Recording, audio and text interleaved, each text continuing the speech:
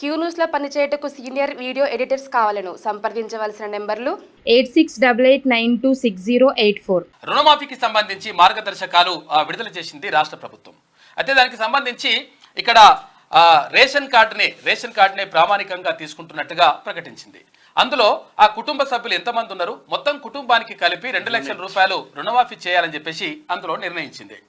ఇక దీనికి సంబంధించి 100% అంటే ఇవి రైతుల కోసం అంటే వ్యవసాయం కోసం తీసుకున్న రుణాలు అయి ఉండాలి, లేకపోతే ఇక్కడ ఏది మహిళా సంఘాల నుంచో లేకపోతే ఇంకే సంఘాల నుంచో తీసుకున్నటువంటి రుణాలు అయి ఉండకూడదు అని చెప్పేసి కూడా ఆ నిబంధనలో క్లియర్గా పేర్కొన్నది. మొత్తం మీద ఆగస్టు 15లోగా రుణమాఫీ చేస్తా, 2 లక్షల లోపు రుణమాఫీ చేస్తా అని చెప్పినటువంటి ముఖ్యమంత్రి రేవంత్ రెడ్డి ఆ దిశగా 100% అడుగులు వేస్తా ఉన్నారు. రాష్ట్ర ప్రభుత్వం దానిపైన క్లియర్గా చిత్తశుద్ధితో ముందుకెళ్తున్నటువంటి పరిస్థితి మాత్రం స్పష్టంగా కనిపిస్తూ ఉంది. ఇక మరోవైపు ఇక్కడ బీసీల రిజర్వేషన్లకు సంబంధించి స్థానిక సంస్థల్లో బీసీలకు రిజర్వేషన్లు పెంచాల్సినటువంటి అవసరం ఉంది అని చెప్పేసి రాష్ట్ర ప్రభుత్వం భావిస్తూ ఉంది. కారణం ఏంటంటే గతంలో కేసీఆర్ ప్రభుత్వం ఉన్నప్పుడు ఇక్కడ స్థానిక సంస్థల్లో ఉన్నటువంటి బీసీల రిజర్వేషన్లు తగ్గించి మరీ అన్యాయం చేసింది. ఈ అన్యాయానికి గురైనటువంటి బీసీ సమాజానికి ముఖ్యమంత్రి రేవంత్ రెడ్డి తర్వాత ఇప్పుడు తెలంగాణ ప్రభుత్వం మంచి చేయాలనేటువంటి ఆలోచనతో ఉన్నట్టుగా తెలుస్తూ ఉంది. అందులో భాగంగా బీసీల కులగణన చేయాలా లేకపోతే వాళ్ళకు రిజర్వేషన్లు ఎట్లా పెంచాలి, దానిపైన ఏం చేద్దామనే దానిపైన సమీక్షా సమావేశాలు నిర్వహించాలని చెప్పేసి వాళ్ళు భావిస్తూ ఉన్నారు. దానికి సంబంధించి ప్రణాళికబద్ధంగా ఒక ప్రణాళికలు రూపొందించండి.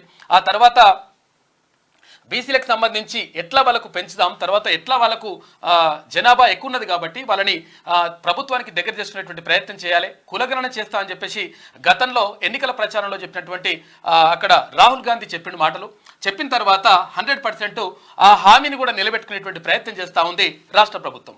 దీని ద్వారా బీసీలకు అంటే రిజర్వేషన్లు పెరిగేటువంటి అవకాశం ఉంటుంది. తర్వాత అంటే పెరిగేటువంటి అవకాశం అంటే గతంలో ఉన్నటువంటి రిజర్వేషన్లు తగ్గించిండు ఒక దుర్మార్గుడు గతంలో, అంటే అప్పుడు ఏది బీఆర్ఎస్ ప్రభుత్వం తగ్గించడం ద్వారా చాలా మంది బీసీలకు అన్యాయం జరిగింది.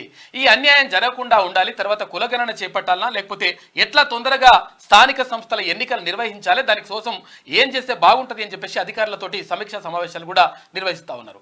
అయితే ఇదొక వైపు నడుస్తూ ఉంటే ఇక మరోవైపు కాళేశ్వరం ప్రాజెక్టుకి సంబంధించి కాళేశ్వరం ప్రాజెక్టులో జరిగినటువంటి అవకతవకలేంది, తర్వాత మీ పాత్ర ఏందని చెప్పేసి అక్కడ ఐఏఎస్ అధికారులని తర్వాత చాలా మంది నిపుణులు కూడా నిన్న అడగడం జరిగింది.